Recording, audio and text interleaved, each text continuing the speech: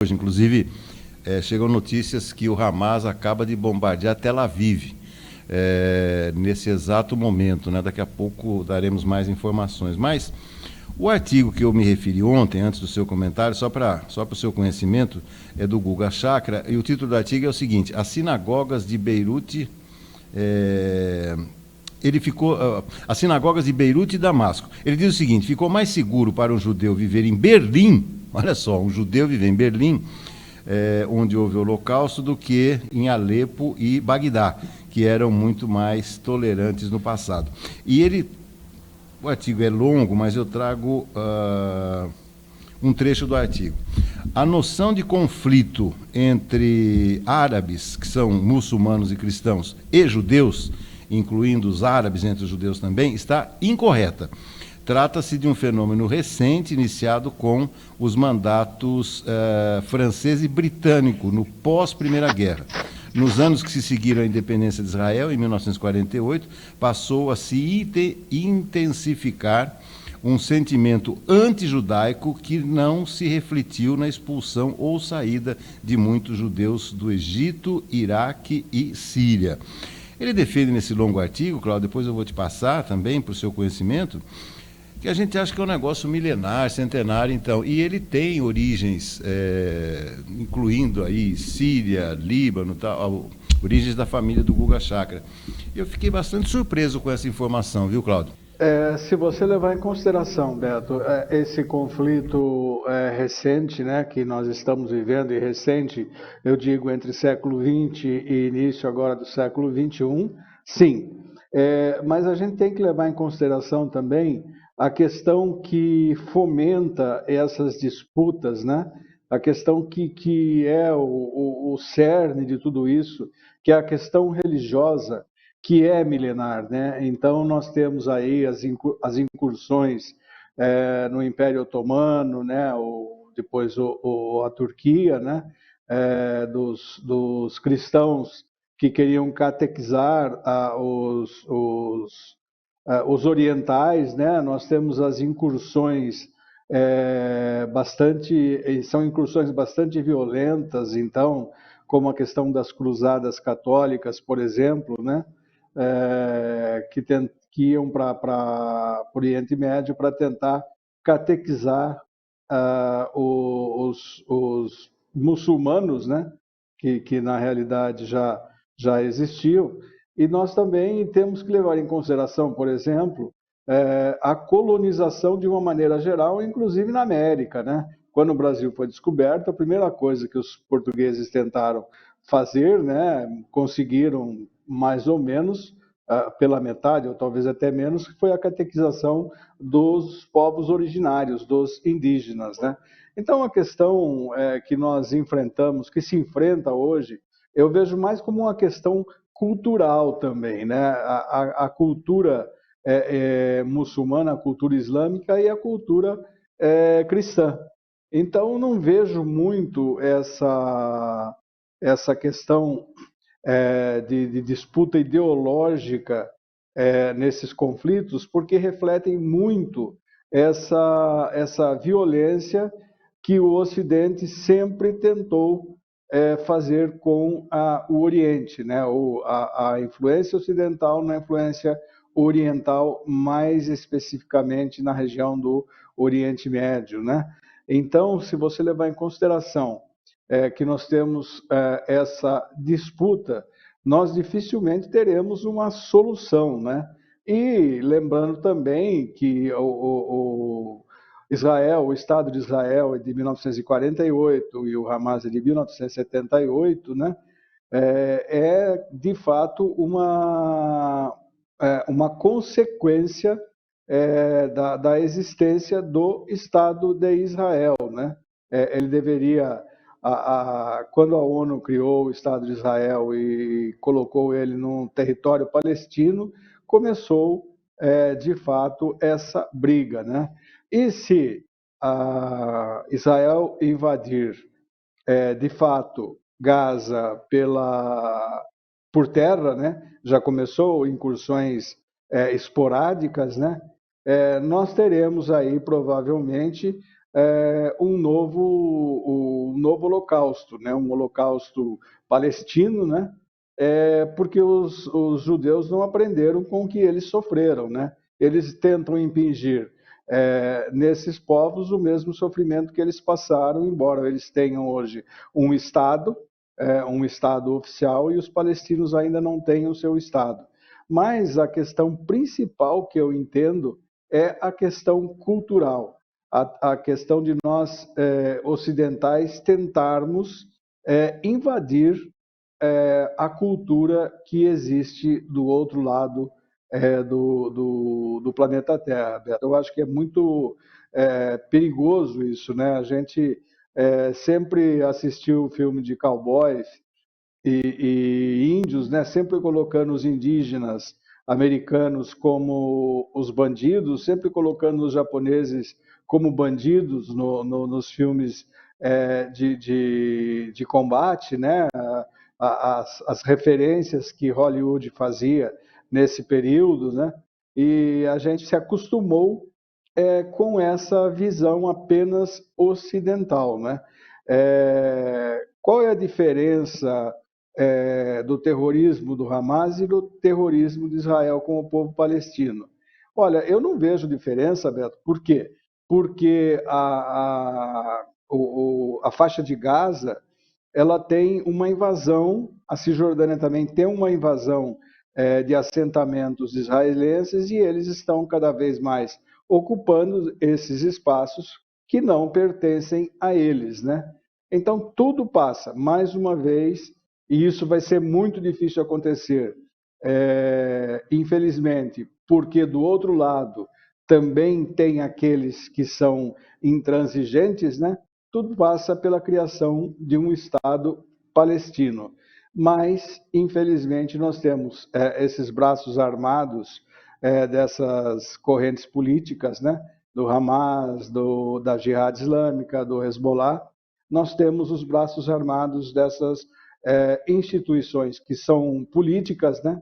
Mas que trabalham mais com a força e com uma vontade muito específica de exterminar o Estado de Israel.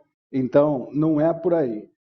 Ou se vive pacificamente com os dois povos, né, cada um com seu Estado, ou então nós não teremos um fim nesse conflito.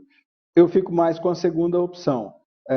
Dificilmente teremos um fim nesse conflito, justamente por causa da questão religiosa e também da questão que esses braços armados dessas instituições políticas árabes, não muçulmanas, né, não têm interesse em reconhecer Israel também como Estado. Então, nós vamos continuar nessa questão, né?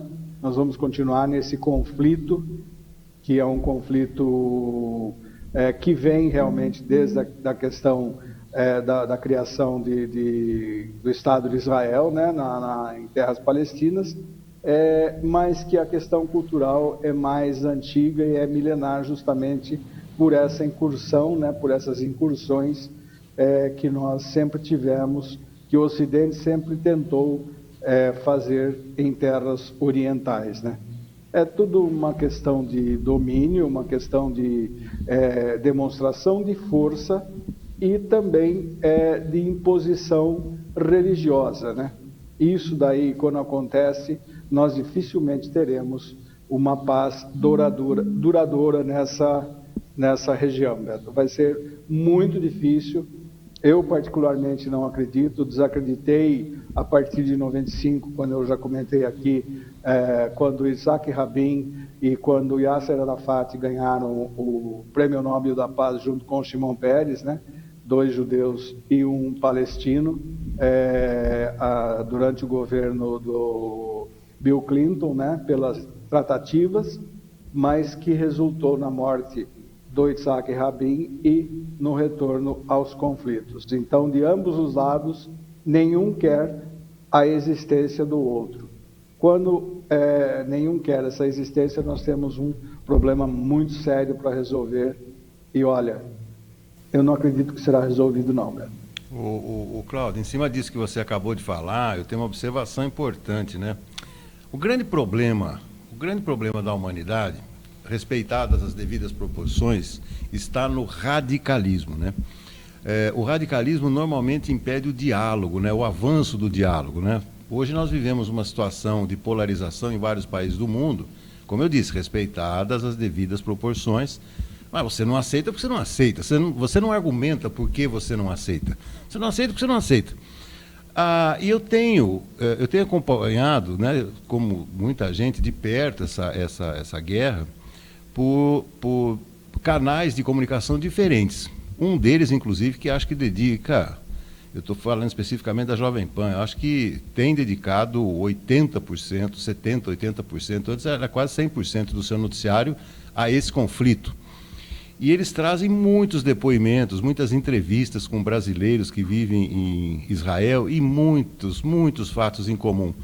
Um deles, por exemplo, Cláudio, é a convivência pacífica entre judeus e muçulmanos, palestinos e israelenses, que trabalham juntos, que convivem com a maior naturalidade, Cláudio. Esses depoimentos são assim, de arrepiar, eles não entendem por que isso, né? E aí eu volto nessa questão do radicalismo. E agora eu vou colocar um outro pensamento, meu amigo, que vai deixar os seus cabelos em pé. Ontem, especulava-se muito, né, das últimas iniciativas do Brasil, que vai deixar a presidência rotativa do Conselho de Segurança da ONU, para aprovação, né, de uma medida. O Brasil quase conseguiu, não teve apoio dos Estados Unidos, mas você viu que país que vai assumir a presidência do Conselho de Segurança da ONU, quarta-feira? Simplesmente a China, Cláudio. Aí eu vou dizer uma coisa para você. Aí a esperança cai para zero.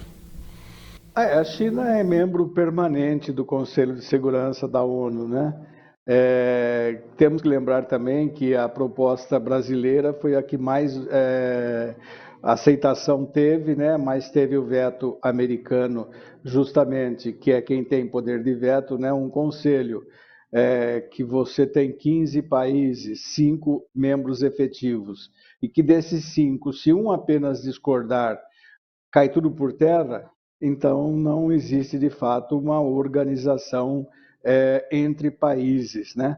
Eu penso da mesma forma, Beto, o radicalismo é o principal problema, tanto que não podemos confundir o povo judeu e o povo palestino com os seus dirigentes políticos e com os seus dirigentes militares, né? A gente pensa às vezes que o judeu é brigão, que o judeu quer só para si. Não, o povo judeu é um povo realmente muito acolhedor. Eles têm uma cultura muito avançada, né? Eles têm um conhecimento também milenar, mas infelizmente nós temos uma outra parte, e que são os ortodoxos, né? Aqueles que ainda vivem talvez lá no Antigo Testamento, né? da Bíblia, e os radicais muçulmanos também, né? Aí é difícil, Beto. E a gente sabe que a convivência entre os povos, dessas pessoas que são pessoas que trabalham normalmente com outras pessoas, judeus, árabes, palestinos, tal, fica complicado a gente imaginar um resultado positivo para curto prazo, Beto. De fato, temos que pensar nisso também. Não existe paz enquanto houver esse radicalismo, e aí de ambos os lados, né? E acho que nós deveríamos também consumir um pouco mais da mídia árabe, né? Coisa que não chega até nós, é muito difícil, para ter dois lados, né? Agora, fica difícil, Beto. Eu não acredito que nós teremos uma paz, não. E se você disse que acabou de acontecer um bombardeio aí contra Tel Aviv, aí a situação vai complicar ainda mais.